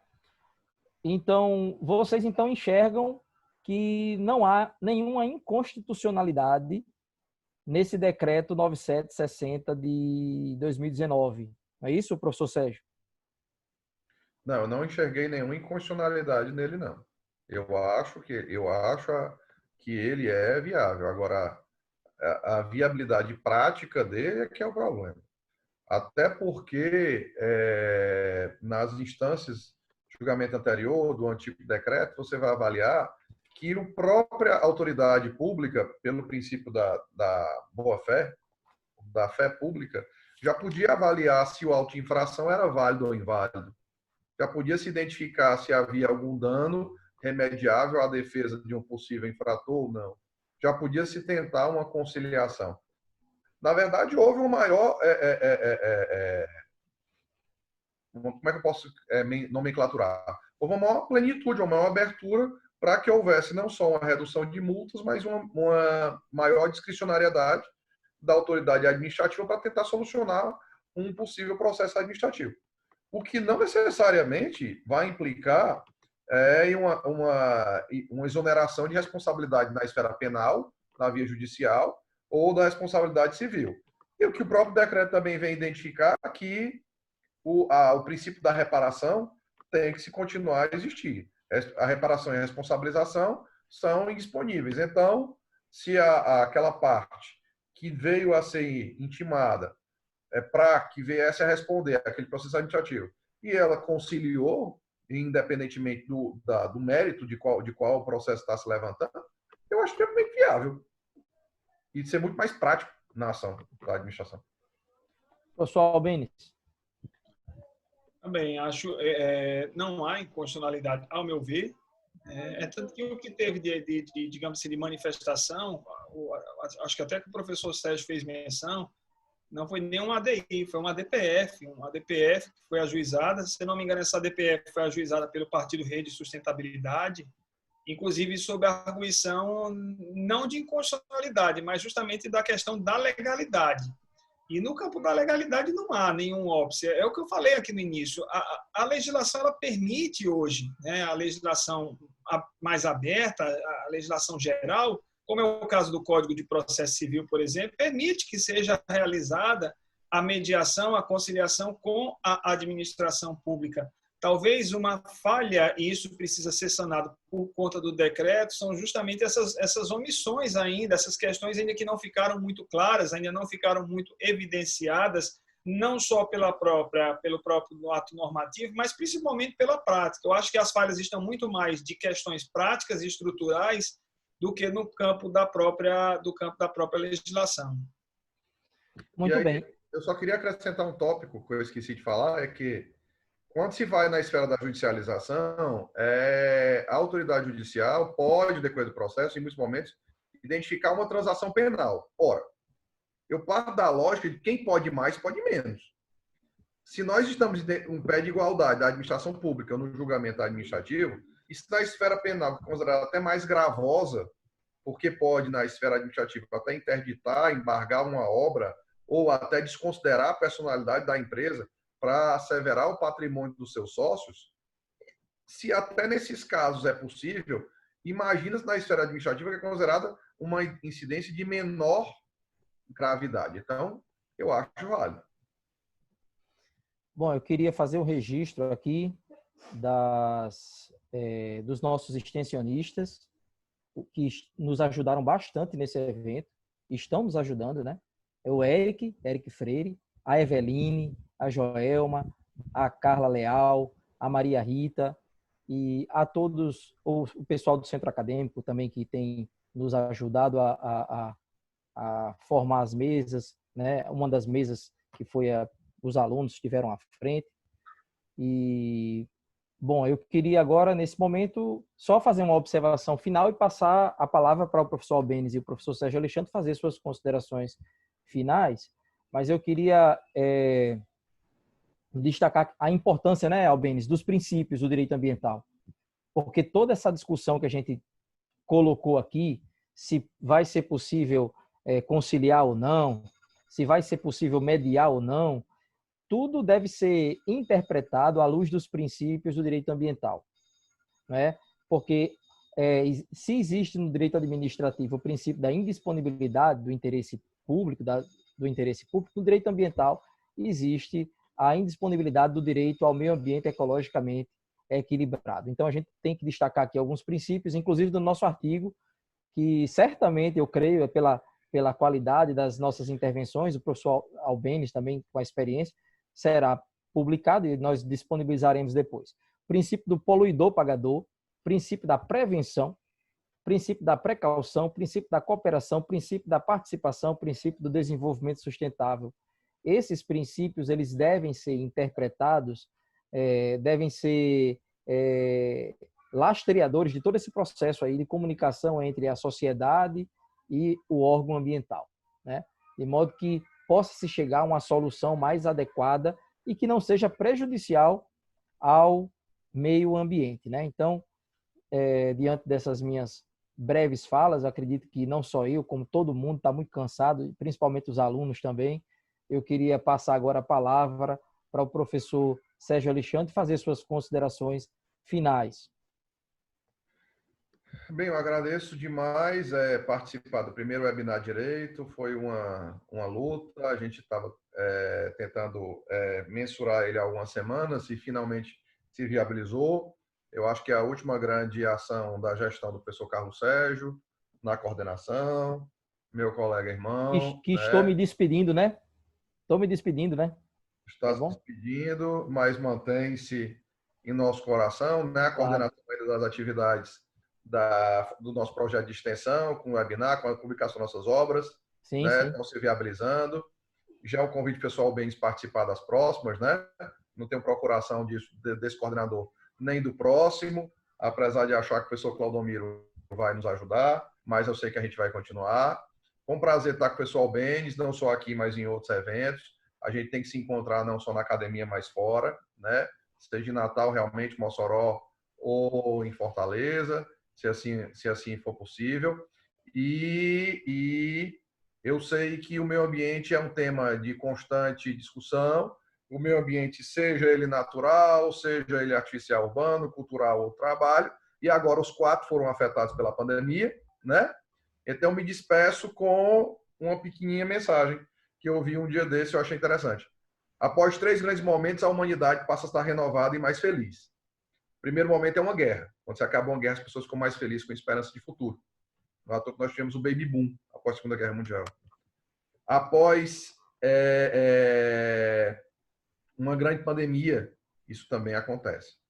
Após uma grande peste, as pessoas também ficam mais esperançosas. E depois de uma grande calamidade, de um grande desastre natural, as pessoas também ficam mais esperançosas com o dia do futuro.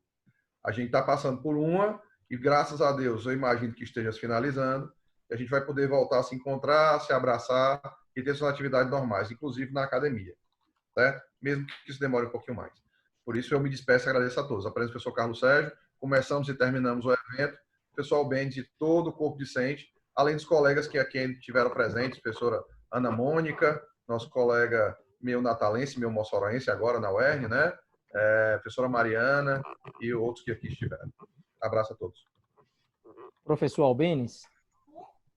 Bom, eu também, depois dessa fala do professor Sérgio, não tem nem como. Eu peço até a devida permissão para fazer também os mesmos agradecimentos com essa mesma intensidade, falando dessas 3 fases aí, da guerra, da pandemia, do desastre, realmente que nós possamos sair pessoas melhores e que a gente possa se encontrar o mais rápido possível para que a gente possa dialogar, porque a gente também sente saudade, sente falta daquela conversa, talvez a gente sinta até muito mais e talvez até valorize mais os momentos, né? Que não seja apenas na academia, mas que seja num bar, num restaurante, enfim, para conversar também. De certa forma, a gente acaba falando de academia, ainda que estejamos num bar. Mas eu quero agradecer ao professor Carlos Sérgio pelo convite, também esse professor, amigo, coordenador, desbravador, e parabéns pelo webinar. Quero agradecer também a presença de todos aqui, todos os discentes, os docentes, professora Ana Mônica, que também está aqui com a gente, professora Mariana, fico muito feliz com a participação e com a presença de vocês e espero vê-los em um momento futuro, seja em outras atividades, porque eu acho também, professor Sérgio, que esse meio videoconferência também veio para ficar. Eu não aconselho que seja o único, né? Não é interessante, mas eu acho que veio a somar. Eu acho que nós vamos passar a ter mais eventos dessa natureza, porque também é uma forma de você aproximar, evitar alguns bairrismos por vários motivos, né? Não é o bairrismo porque queira defender só a instituição, mas é por uma questão, às vezes, financeira. Às vezes você não consegue trazer um professor e quando menos espera, como vocês fizeram. Se eu não me engano, eu não pude assistir ontem, mas se eu não me engano, teve um professor de fora do país, não foi, Carlos Sérgio? Se Foi, professor João Miranda, filho do professor Jorge Miranda.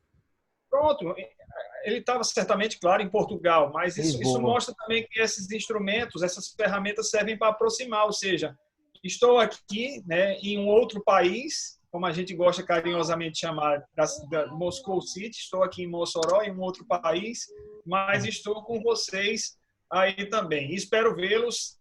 Professor Sérgio, eu acho que a gente pode se ver também num clássico do Ceará e Fortaleza. Também pode ser uma opção, que você não falou aí. Pode ser, em outro lado do estádio, e cada um vai ser um quero apanhar. Comunicando por videoconferência.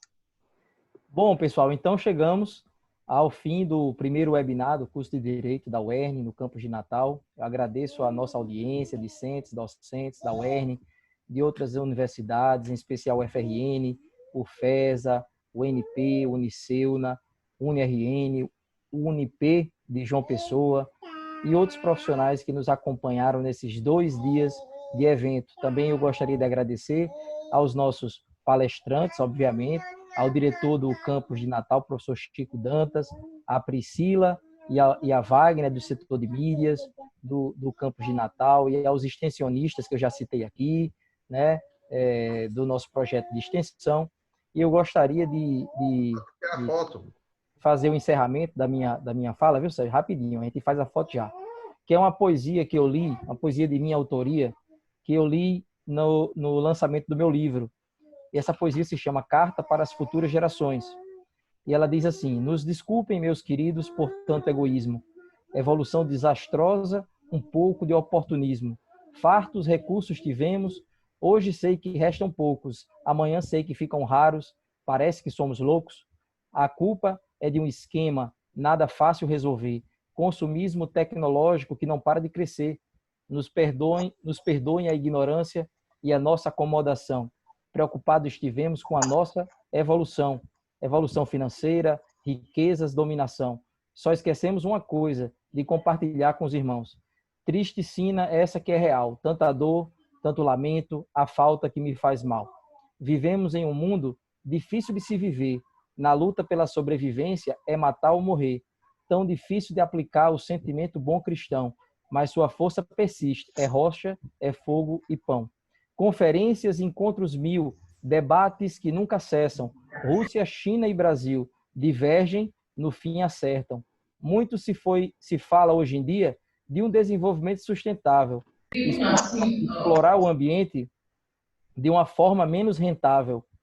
Utilização responsável, audiências, sábias decisões, preservando o planeta para as próximas gerações.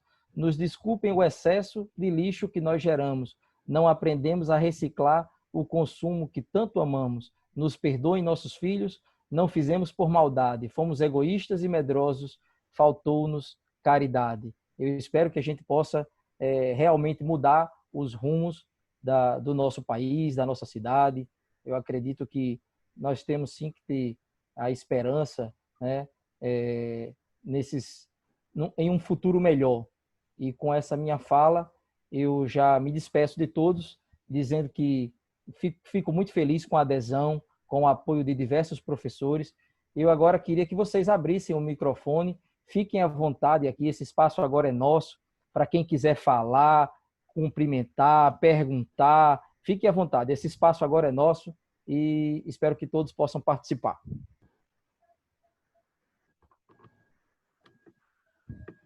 Um de cada vez, né, Sérgio? Um de cada vez. Todo mundo quer falar, estou vendo aí pelas caras. Ana Mônica está ansiosa. Eveline até ajeitou o cabelo. Olha aí, né? Professora Ana Mônica, a gente vai discutir esse tema, né? Professor Albênis, fala disso aí. Eu posso fazer um merchandise, então? Faça aí. Isso que eu ia pedir para o Albênis já chamar todo mundo. Então, olha só, eu estou vendo agora, eu consegui observar aqui o número de participantes. Então, tem um bom número, 42, viu? Isso é uma audiência qualificada. Então, eu já quero fazer... Olha aí. Exatamente. Eu quero fazer um merchandise aqui. O projeto Grupo de Estudos em Conflito e Acesso à Justiça, que eu já fiz menção aqui no início, nós estamos com uma ação chamada Nas Veredas do Diálogo e do Acesso à Justiça, e ele acontece todas as semanas, e o nosso 6º encontro, que vai acontecer no dia 2, né? No dia 2, a Mônica pode até me corrigir, professora Mônica, acho que dia 2, né? Isso, 2 de julho.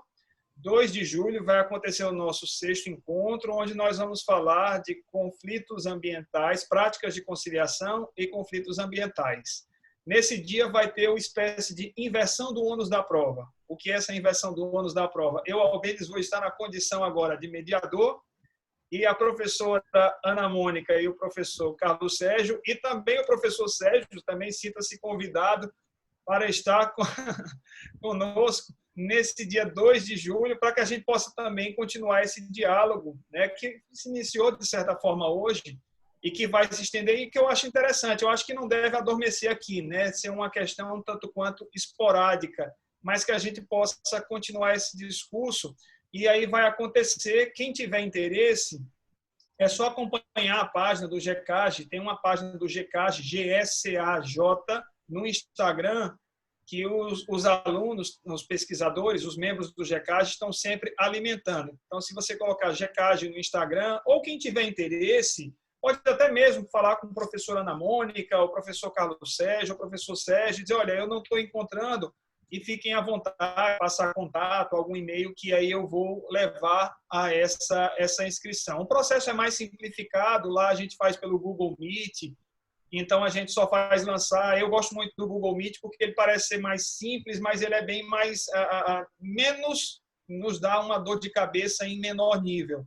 E a gente lança os e-mails, os convites, e aí todo mundo pode acessar sem maiores dificuldades. Mas já fica aqui o merchandising para que as pessoas possam participar no dia 2 de julho, o 6º encontro, às 16 horas, sobre conflitos ambientais, práticas conciliatórias, com a professora Ana Mônica, com o professor Carlos Sérgio, o professor Sérgio também convidado, enfim, todo mundo convidado para participar, para termos mais uma audiência qualificada nesse dia. Excelente, excelente. Temos também aqui, acho que tem mais algum professor, a professora Mariana, estava por aqui, não? É. Bom, tem algum... Eu queria agradecer também aos alunos e dizer o seguinte, aproveitem esses momentos aí, eu sei que eu acho que vocês devem estar ansiosos, né? Muitos estão, eu sei, para o retorno das atividades. A universidade, ela está discutindo com responsabilidade esse retorno, até porque, infelizmente, a gente sabe que essa doença é traiçoeira e perigosa. E hoje mesmo eu tive uma notícia que me deixou muito triste, não nenhum parente meu, mas eu soube que uma pessoa nova, que até onde se sabe não tinha comorbidade, chegou a falecer por conta dessa doença. Então, assim, não é brincadeira, a gente não pode simplesmente dizer vamos fazer de qualquer jeito, vamos colocar tantos alunos dentro da sala, expondo todos ao risco, né? Vamos sim voltar, mas com responsabilidade, e é isso que a universidade está discutindo. A universidade está discutindo isso, e é bom que a gente esteja aproveitando esses momentos, né? Isso me moveu, não só a mim, mas o professor Erval, o professor Sérgio Alexandre, o professor Albêniz, a professora Ana Mônica, né? A fazer alguma coisa. Eu mesmo sou inquieto, eu não gosto de ficar parado. Então, vamos promover o quê? Lives, vamos discutir o tema da pandemia. Eu até não sei se esse momento da Covid pode ser comparado a como se fosse ao 11 de setembro de 2001, como um momento que inaugura uma nova era. Tanto que se fala agora do novo normal. Quando voltarmos à normalidade, não vai ser a normalidade de antes. Vai ser um novo normal, até que essa situação possa se ajustar. Então, é importante que a gente consiga conviver com esse momento diferenciado, inclusive entendendo como é que o direito vai se comportar diante dessas alterações. Até porque, como vocês estudaram desde o início, o direito é um fato social que se transforma, né? À medida que o tempo vai passando, a moldura muda, porque a necessidade da sociedade ela também altera e o direito vai seguindo essas tendências. Então, diante de um cenário como esse, né, professor Albêniz, e professor Sérgio, professora Ana Mônica, e demais alunos, a Glória Sagastume, que está aqui, o Micaelson, a Maria Luísa, o Israel Duarte, a Amanda e todos que estão aqui, se sintam todos contemplados. Eu realmente estou muito feliz. Às vezes eu fico um pouco tenso, não sei se vocês perceberam, mas era para que tudo desse certo, porque a gente, quando eu me envolvo numa coisa, juntamente com os colegas do nosso curso, é para trazer algo de excelência para vocês. Eu estou deixando a coordenação do curso, acredito que dei minha parcela de contribuição, agora irei tocar outro projeto, mas estarei sempre apoiando o nosso curso, me envolvendo sempre nas questões que sejam para o engrandecimento do nosso curso, porque eu amo essa universidade e eu quero que o nosso curso continue crescendo. E eu quero estar perto de gente assim, ó, como vocês aí, que estão aí, alunos, professores, o professor Albêniz, que eu sei que fez um brilhante trabalho à frente da UFESA, conseguindo, juntamente com a colaboração dos demais professores, elevar a universidade, a UFESA, a um patamar também muito alto. E eu fico muito feliz com isso. Eu quero estar colado de gente desse nível, tá? A professora Ana Mônica também, que está no campo central, o professor Sérgio Alexandre, que sempre foi um parceiro dos nossos projetos. E, enfim, eu acho que eu já falei demais. Eu estava muito quieto, mas agora eu disparei.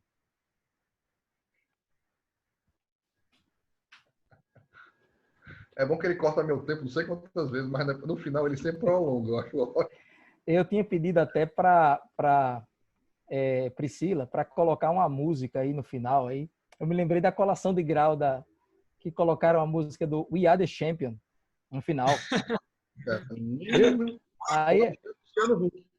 Aí é demais, né? Oi, pessoal. Vamos bater a foto, despedir desse povo. O povo tá doido para comer. Vamos tirar uma foto, bora. Bora. Eu tô vendo Giovana, Itamário, Heloísa e só o Mangá. Cadê Maria Rita, Eveline, Maria Clara, Robson, Itamário, Maria Eduarda, Também. Firmino está no escuro, não vale não, Firmino.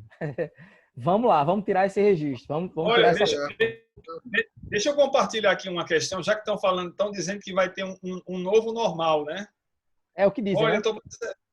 eu, pelo menos no campo da estética, olha, o que eu tenho percebido no campo normal é porque todo mundo tem a preocupação com a câmera, né? Mas é impressionante. No novo normal, pelo menos, né, a videoconferência, é que a pessoa só tem da cintura para cima. Porque da cintura para baixo a gente está em casa. Então, olha, não, de cueca eu não tô, não, mas de bermuda eu tô. Eu não vou. Não é esse patamar. Mas claro que você. É tanto que eu estou dizendo, depois desse. A gente só vai saber se as calças elas vão estar. Se a gente engordou ou não, depois, porque essas aí já estão quase morfadas. Mas não, Carlos Sérgio, não é esse ponto, não. A paisana, mas não assim. Quando eu conheci Albênis, depois vocês sigam o Instagram dele para vocês verem. Ele era isso aqui, ó. Ele era gordo, assim, gordão. E quantos quilos você perdeu, Albênis? Quase 80. Diga aí, quase 80 quilos. Existe o novo normal, existe o novo homem. Ele acordava de 4 horas da manhã. Eu vi as fotos dele. Homem, rapaz, é um perigo andando em Mossoró de 4 da manhã, nos quarteirões. Mas tá aí hoje. Tá Carlinhos, que o povo tá todo doido aqui. Bora. Vou tirar. Luiz, Giovana, Lá Itamar, vai. Cibele, Rafael. Pessoal, pode ligar. Lá vai. Vou contar até 5. 1, 2, 3, Bora, Maria Rita, 4, Rafael, Robson, Giovana. 5. Lá vai. Foi a primeira. Agora deixa eu ir para o outro, que são 2 salas aqui, né? Lá vai para outra agora. Vou contar até 5. 1, 2, Cibele 3, fazendo 4, 5. Lá vai. Pronto. Então, pronto, pessoal. Se cuidem, fiquem em Denise casa. tá até estátua. Até Israel tá por aqui, ó. Tá vendo? Parabéns aí, professores. Foi um bom momento. Depois de todo tempo a gente ansioso aqui, ter contato. Foi muito bom esse momento, viu? Parabéns a todos. Obrigado. Valeu, galera. Não A vou gente se encontra. contar. Quem quiser falar aí. Valeu, pessoal. Se cuidem, Valeu, fiquem obrigado em casa. pela atenção. Tudo de bom, gente. Bom descanso. Boa Não vi noite. foto de Letícia, Eveline, Maria Clara. Estou se escondendo. Até mais. Fiquem com Deus. Vamos jantar. Tchau, pessoal. Cadê Queiroz? Um abraço. Tchau. Fui.